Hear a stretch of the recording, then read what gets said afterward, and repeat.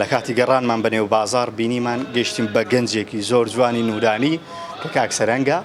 هاوکات بینان کە جێ لە قورئان دەگرێ خۆشی حافزی قورئانی پیرۆزە. بۆی ئەمڕۆ دەمەوێت لەگەڵ ئەو تاوتوێی گوێگرتن لە قورئان و هاوکات بەرەکەتی قورئان بکەین بەسەر ئیش و کاریە و کاکسەرەنگ خۆشحاڵ بووم کە لەگەڵمی پێم بڵێ چەندێکە خۆت خەریکی قورئان و هاوکات گوێگرتن لە قورئانی پیرۆزی. زۆر سپاس بۆ ئێوە بۆ بەرنامەکەتان بەڕاستی کە دەبینم بەو جۆش خۆشەوە دەگەڕن بەم بەیانە بەرنامەکەتان لەسەر قورئانە شتێکی زۆر پیرۆز دەکەن خی گەورە ئەجر و پاداشتان بداتەوە. بەڕاستی من وەکو خۆم تاوەکو ئێستا زۆر کەسێ لێرە لیقای دەکاتن نەم کردێ بەسکەتم بەرنامەکەتان لەسەر قورئانە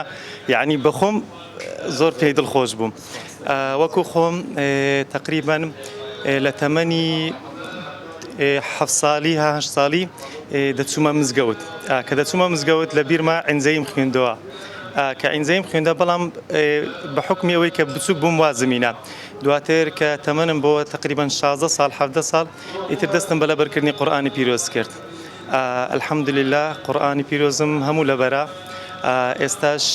خەریکی قیراءەمە تەڵەبەی قیراءەمە یعنی حیات بەبێ قورئان رسول عليه السلام دەفەرمی کە بەیت الخەریب وەکو ماڵێکی کەلاوە وایە یعنی دڵک قورئانی تێدا نەبی وەکو ماڵێکی کەلاوە چۆن دەچێ ماڵێکی کەلاوە کە هەست بە نامۆی دەکە یەکسەر تێدا دەدرێ هەر دڵک قورئانی تێدا نەبی وەکو ماڵێکی کەلاوە وایە. لە چەند ساڵیەوە بە تەواوی قورئانی پیرۆزت حەفز کرد؟ تقریبا لە تەمەنی 24 ساڵ ئەوها لە قورئانم هەموو حەفز کرد بەڵام قورئان حەفزکردنەکەم وەکو بڕی بە تەدریجێکی جوان بوو یعنی چونکە لە ڕێگەی چەند مامۆستایەکی بەڕێزەوە یعنی دەمتوانی بە ماوەی 4 ساڵ هەموو قورئان لەبەرکەم بەڵام مامۆستایەکەم وەکو پرۆگرامی مراجعەشیان لە بۆ دانام جگە لە بەشکە و ئاەتانی متەشابیهن بێک دەچن تکرارم زۆر تێدا کردەوە ئیتر الحەمدولله یعنی تقریبا ئەو 6 ساڵێک دەبی 4 ساڵ 5 ساڵ دەبی قورئانی پیرۆزم هەموو لەبەرە. هەستێکی چۆنت هەیە کاتێ تۆ گوێ لە قورئان ئەگرێ وەکو حافزێکی قورئان کاتێ بەنێو بازار ڕادەچی دەبینی ئەو عادەتە جوانەی هەولێریان لە زۆربەی دوکانەکان قورئان لەدرێ هەستێکی چۆنت هەیە؟ طبعا هەر لە شوێنە کە دەبینم قورئان لێ دەدرێ باوەڕ کە بچمە هەر شوێنێک ڕادەوەستم یعنی هەر سوورەتێک بی تەماشای دەکەم ذکرایاتێکم بەبیر دێتەوە یان موقیفێکی رسول عليه السلام بەبیر دێتەوە یان موقیفێکی سەحابەکان یان موقیفێکی پێغەمبەر و شوهەدا و سالیحەکان بەبیر دێتەوە کە چۆن تەعاملیان لەگەڵ قورئانە کردووە. یەکێک لە سەحابیەکان دەفەرمی هەموو ڕۆژێکە قورئان دەکەون دەڵێم بزانم ئەوڕۆ قورئان لەبارەی منەوە چ دەرێ بزانم چیم پێ دەڵێتن. ئیتر خی گەورە کە 86 جار یا ئەیها الذین ئامنوا دووبارە کردۆ لە قورئان خیتابێک سەر لەگەڵ موسڵمان دەکا یعنی کە باسی موسڵمانەکان دەکاتن نەسرەتی موسڵمانەکان هەموو لە قورئانەوەیە هەر کاتێک دەست بگری بە قورئان لە حالەتی زەواج سەرکەوتوو دەبی لە حالەتی خوێندن سەرکەوتوو دەبی لە حالەتی معاملە و کڕین و فرۆشتن سەرکەوتوو دەبی لە حالەتی جیهاد و تێکۆشان و تعامل لەگەڵ خەسم هەر سەرکەوتوو دەبی لە حالەتی ئابووری سەرکەوتوو دەبی. ئێستا کە ئەو ئومەتی خۆمان یعنی نەک برێم گەلە یەک بکەم بەڵام برێم 50 بە 50 یعنی کە دوور کەوتنەوە لە قورئان لەو حالەتانە یعنی ئەو شێناشینەکە بەکاردێنم پێی دەرێن فەشەل بەس یعنی بەڕاستی وەکو برێ شەمەندەفەرەکان لە ڕێی لای داوە یعنی بەڕاستی هۆکاری هەموو خەمۆکی و خۆ کوشتن و خۆ لە ناوبردن و یعنی خۆ سووتان و بەشێکی زۆری دەگەڕێنەوە بۆ دوورکەوتنەوە لە قورئان هەمووی خی گەورە لە قورئان دەفەرمێ لە سوورەتی نەحل دەرێ من عمل صالحا من ذكر أو أنثى وهو مؤمن دەرێ هەر کەسێک لە نێر یەمێ کردەوەی باوەڕ بەخوا بین و کردەوەی چاپکە چی پێ دەبەخشین لە مقابلی ئەو دوو شتێکە باوەڕت بەخوا هینایە و کردەوەی چاپکەی فلنحيينه يعني پێی دەبەخشین یعنی دێخێنە ناو دڵی حیاتان طیبە ژیانێکی زۆر خۆش. لە مقابلی وی دەرێ هەر کەسێک من أعرض عن ذكري خواهي قبل السورة هذا فرمي هر كسك بج للذكري خوابك لقرآن لنيوش كردن لروجو لقصيتك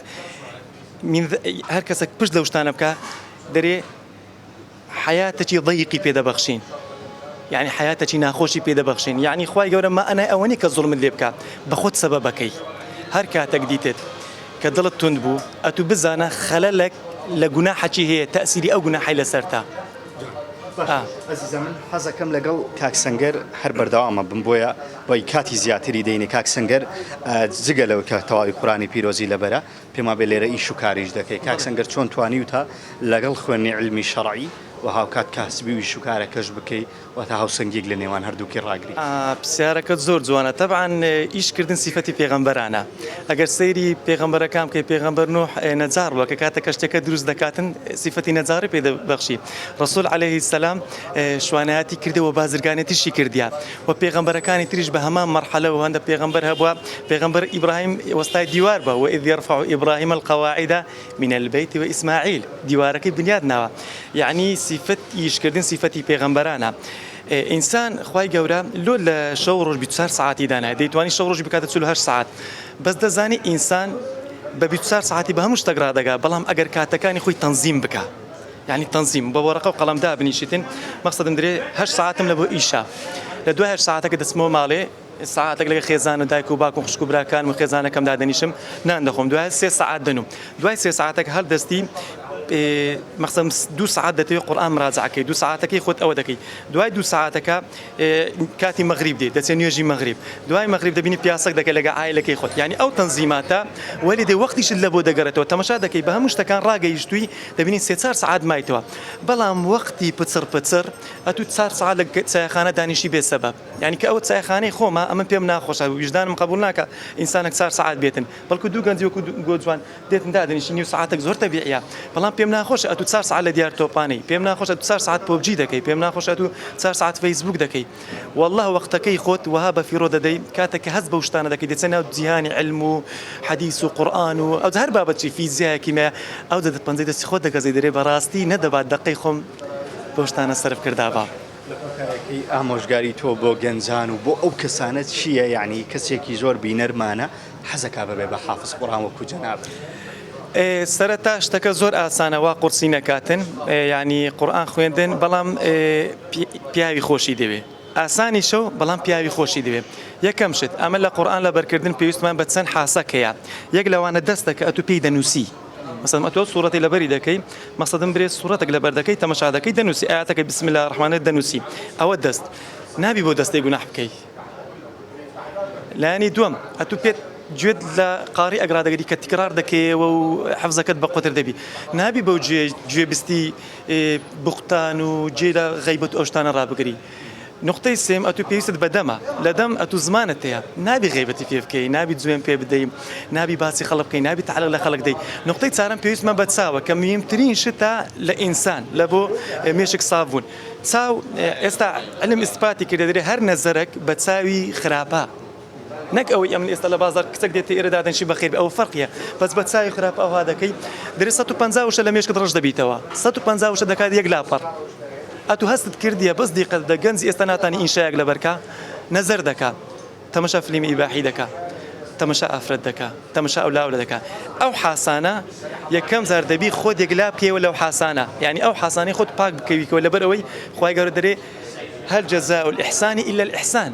یعنی ئەتوو کردەوی ساکت کرد پاداشتەکەی ئەحسانە دەداتەوە دەتکاتە حافظ قورئان بەڵام ئەو شتانە تەنزیم نەکەی ئەتوو ڕاستی هەرچەند قورئان لە بەکەی لە بیرت دەستەوە و نقطەی دووەمیش داوای لێبوردن دەکەم ئەگەر وەکو بێشتەکە درێژتەوە نقطەی دووەمیش بەڕاستی هەموو شتێک تەوفیق لە لای خوای گەورەیە دەست بەرزکەوە خۆت وەکو عەبدایەتێک نیشان بدە بڵێ خوایە من عەبدی توم مێشکم بەدەستی تووە دڵم بەدەستی تووە ڕێی ڕاستم پیشاندە مێشکم ڕووناکە کە ببمە هەڵم بژێری ئەو جە جوهدوماندی بوونی خۆت کە خوای گەورە درێوە ئەن لەیسە للئینسانی ئیلا ما سعى هیچ ئینسانێک هەوڵ نەدا پێی نابەخشی زۆر سوپاس دە بۆ ئێوە بەڕاستی بەرنامەکەتان زۆر جوان بوو ئەمێن خۆم بە گەنجێکی زۆر ناشیاو دەزانم کە ئەو بەرنامزێت ئەوە بکەم قورئان زۆر لەوەی گەورەترە عەبدە چی وەچی من فەقیر باسی بکات